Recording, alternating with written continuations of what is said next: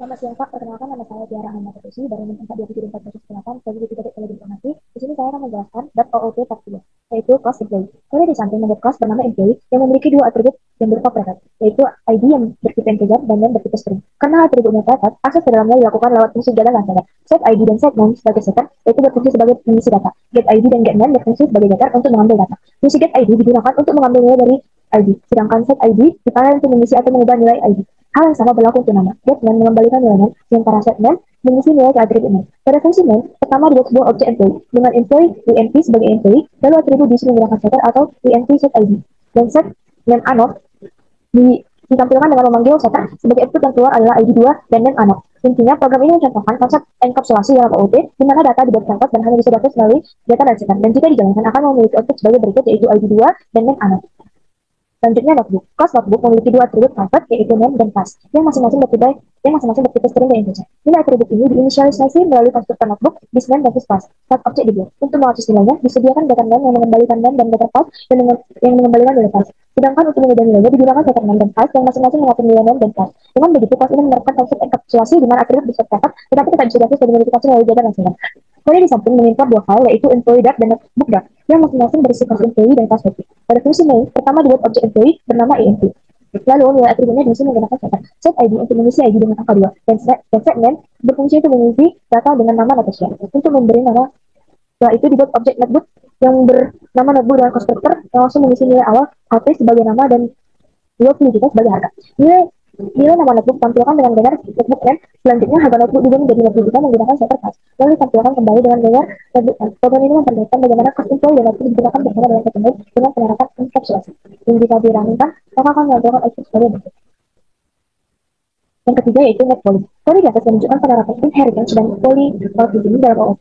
Kelas dalam berperan sebagai parent class dengan metode hitung volume, yang secara default hanya mengembalikan nilai titik. Dari kelas ini diturunkan beberapa child class, yaitu volume kubus, volume balok, dan volume silinder. Masing-masing child class punya atribut yang berbeda. Volume kubus menyimpan panjang sisi, volume balok menyimpan panjang, lebar, dan tinggi. Sementara volume silinder menyimpan jari-jari dan tinggi. Semua kelas ini override metode hitung volume. Sesuai rumus volume dengan ruang masing-masing, yaitu kubus, sisi kali sisi kali sisi, balok panjang kali lebar kali tinggi, silinder jari-jari kali tambah jari kali tinggi. Pada fungsi ini, dibuat objek dari kelas lalu dipanggil hitung volume, sehingga akan ada hasil perhitungan volume kubus, balok, dan silinder. Dan jika ditampilkan, masing-masing akan menampilkan output yang berupa hasil dari perkalian sesuai rumus kubus, balok, dan silinder. Yang keempat, mat volume 2. Kelas volume dijadikan parent kelas dengan atribut yang panjang, lebar, dan tinggi, serta konstruktor untuk menginisialisasi atribut tersebut. Maka hitung volume di dalam volume hanya mengembalikan nilai titipan, dan nanti akan dioverride oleh kelas turunan. Kelas volume kubus menurunkan volume dengan konstruktor yang memanfaatkan supersisi sisi kali sisi kali sisi, sehingga kubus dapat punya panjang, lebar, dan tinggi yang sama. Lalu menghitung volume dengan rumus sisi pangkat 3. Kelas volume balok menurunkan volume dengan 3 parameter, panjang, lebar, tinggi. Lalu menghitung volume dengan rumus panjang, lebar, dan tinggi. Sementara itu, kelas volume silinder menambahkan atribut khusus jari-jari dan hanya menggunakan tinggi dari parent, yaitu panjang dan lebar, yang diisi dengan nol. Lalu menghitung volume dengan rumus yang berada pada gambar di samping. Fungsi cetak volume dibuat untuk menunjukkan polymorphism, yaitu menerima parameter bertipe volume, tetapi bisa dipanggil oleh objek kubus, balok, atau silinder yang semuanya merupakan turunan dari volume. Pada fungsi main dibuat tiga objek berbeda, yaitu volume kubus, volume balok, dan volume silinder. Masing-masing dipanggil lewat cetak volume. Hasilnya, program menampilkan volume sesuai bentuk geometri yang ditunjukkan melalui semua objek yang ditampilkan sebagai volume. Dan jika dirangkan, maka akan menampilkan output sebagai berikut. 5. Persegi. Kode ini menunjukkan penggunaan anggota statik dalam kelas volume. Kelas persegi punya variabel statik jumlah persegi yang dipakai untuk menghitung berapa banyak objek persegi yang sudah dibuat. Karena sifatnya statik, variabel ini dimiliki oleh kelas, bukan oleh masing-masing objek. Konstruktor persegi atau GCC akan menambahkan nilai jumlah persegi sekali objek baru dibuat. Selain itu, ada metode statik tampilkan jumlah persegi yang bisa dipanggil langsung lewat nama kelas tanpa perlu membuat objek. Dan ada juga metode non-statik, yaitu hitung luas, yang menghitung luas persegi dari atribut sisi. Pada fungsi main, variabel statik jumlah persegi diakses langsung melalui persegi. Jumlah persegi sebelum ada objek dibuat, sehingga nilai akan naik. Lalu dibuat dua objek, P1 dan P2 dengan sisi 5 dan 10, yang otomatis menaikkan jumlah persegi menjadi 2. Nilai ini tampilkan kembali baik dengan cara akses langsung maupun lewat metode statik persegi. Tampilkan jumlah persegi akan menghitung menggunakan metode statik dari objek P1 yaitu hitung luas dan P2 dengan hitung luas. Dan maka akan ditampilkan output sebagai berikut. Yang keenam yaitu status pengiriman. Pada di atas menggunakan enum atau enumerasi untuk mempresentasikan status pengiriman paket secara lebih aman dan terstruktur. Enum status pengiriman memiliki 4 nilai tetap, yaitu belum dikirim, dalam perjalanan, terkirim, dan gagal. Dengan menggunakan enum, kita bisa menghindari kesalahan penulisan string atau angka yang sering terjadi jika status hanya disimpan sebagai teks biasa. Fungsi cek status pengiriman memanfaatkan switch untuk mencetak pesan sesuai status yang diberikan. Misalnya, jika output yang muncul adalah paket sedang dalam perjalanan, pada fungsi main status awal ditetapkan ke dalam perjalanan, lalu diubah menjadi terkirim, dan setiap perubahan status akan dicek dengan fungsi tersebut. Selain itu, dengan status pengiriman value, semua nilai enum bisa ditampilkan sekaligus. Secara keseluruhan, kode ini membuat sistem pelacakan status pengiriman paket menjadi lebih jelas, rapi, dan mudah dipahami. Dan jika di running, akan mengeluarkan output sebagai berikut. Yang ketujuh yaitu status pengiriman 2. Kode di atas menunjukkan penggunaan enum dengan properti konstruktor dan metode di Dart, sehingga setiap status pengiriman tidak hanya berupa label, tetapi juga menyimpan informasi tambahan berupa deskripsi dan presentasi progres. Misalnya, status pengiriman dalam perjalanan memiliki deskripsi sedang dalam perjalanan dan progres 50. Sedangkan status pengiriman terkirim memiliki deskripsi paket sudah terkirim dengan progres 100. Metode tampilkan status memudahkan untuk menampilkan status dalam format yang rapi tanpa harus menuliskan print berulang-ulang. Dengan pendekatan ini, enum menjadi lebih fleksibel dan realistis untuk digunakan dalam sistem pelacakan pengiriman. Dan jika di running, akan memiliki output sebagai berikut, yang dimana tertera yaitu status pengiriman dan progres yang dikirimkan. Yang ke-8 yaitu hewan abstrak. Kode tersebut menunjukkan penggunaan abstrak kelas di Dart. Kelas hewan berisi metode abstrak yaitu suara yang wajib diimplementasikan oleh subkelas, serta metode konkret bernafas yang bisa langsung digunakan. Kelas kucing dan anjing mengekstend hewan dan memberikan implementasi spesifik untuk suara, sehingga tiap objek yang punya suara berbeda tapi tetap bisa memiliki metode bernafas yang sama. Dan jika dirunningkan akan menjalankan output sebagai berikut. 9. Kendaraan. Kode ini menunjukkan cara penggunaan interface di Dart. Berbeda dengan bahasa lain yang punya keyword khusus interface, di Dart interface bisa didefinisikan melalui kelas biasa. Pada contoh di atas, kelas kendaraan berperan sebagai interface dengan metode maju dan mundur yang harus diimplementasikan. Kelas mobil dan sepeda kemungkinan mengimplement kendaraan dan memberikan perilaku spesifik untuk kedua metode tersebut. Di dalam main, objek mobil dan sepeda diperlakukan sebagai kendaraan. Lalu ketika metode maju dan mundur dipanggil, masing-masing menjalankan implementasi sesuai kelasnya. Intinya, interface memastikan semua kelas yang mengimplementasinya memiliki metode yang sama tapi dengan isi yang berbeda. Dan jika di running akan mengeluarkan output sebagai berikut. Yang ke-10 yaitu vehicle. Kode ini menunjukkan konsep interface dengan implements di Dart, di mana kelas vehicle mendefinisikan metode start dan stop. Lalu kelas car mengimplementasikan dengan override sehingga memberikan perilaku spesifik. Saat objek car dibuat dan metode dipanggil, output yang muncul adalah car is starting dan car is stopping. Intinya, implements memaksa kelas untuk mengikuti kontrak metode dari kelas atau interface yang diimplementasikan, namun isinya bisa sesuai dengan konsistensi struktur kode sekaligus memberikan fleksibilitas dalam implementasi pada setiap kelas yang berbeda. Ini menunjukkan penggunaan mixin di Dart. Mixin adalah cara untuk menyisipkan kembali kode ke dalam kelas lain tanpa perlu pewarisan tunggal seperti extend atau kontrak seperti implements. Pada contoh ini ada dua mixin yaitu flyable dengan metode fly dan walkable dengan metode walk. Kelas Bird menggunakan kode mixin tersebut dengan keyword with sehingga otomatis mewarisi kemampuan terbang dan berjalan. Selain itu, Bird juga mempunyai metode sendiri yaitu chirp. Saat objek Bird dibuat, ia bisa memanggil semua metode dari mixin maupun metodenya sendiri. Dan jika di running akan menampilkan output sebagai berikut.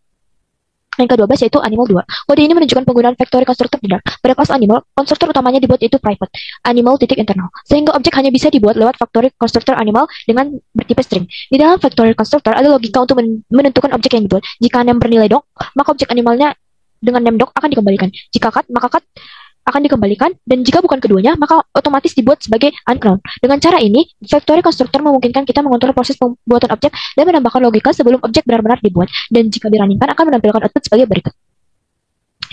Yang ke-13 yaitu box. Kode ini menunjukkan penggunaan generics di Dart dengan kelas box dan generics. Memungkinkan kelas atau metode bekerja dengan berbagai tipe data tanpa harus menulis ulang kode untuk tiap tipe. Pada contoh ini, box mempunyai properti, content, dan bertipe generic, serta metode put untuk menyimpan data dan get. Untuk mengembalikannya di dalam main dibuat integer box dengan angka yang bisa dimasukkan. Sedangkan box bertipe string hanya akan bisa menyimpan teks. Dan jika dirunningkan akan menampilkan sebagai berikut. Ke-14 yaitu find middle. Kode ini menunjukkan penggunaan generic function di Dart. Fungsi find middle menerima parameter berupa list dengan tipe generic T, lalu mengembalikan elemen yang ada di posisi tengah menggunakan index item. Length atau pembagian bulat memakai generic fungsi yang bisa dipakai untuk berbagai tipe data tanpa perlu membuat fungsi terpisah. Pada main dipanggil dengan list angka yaitu 1, 2, 3, 4, 5, hasilnya adalah 3. Sedangkan saat dipanggil dengan list string, Alice, Bob, Charlie, David, hasilnya adalah Charlie. Dan jika di running, maka akan menampilkan output sebagai berikut.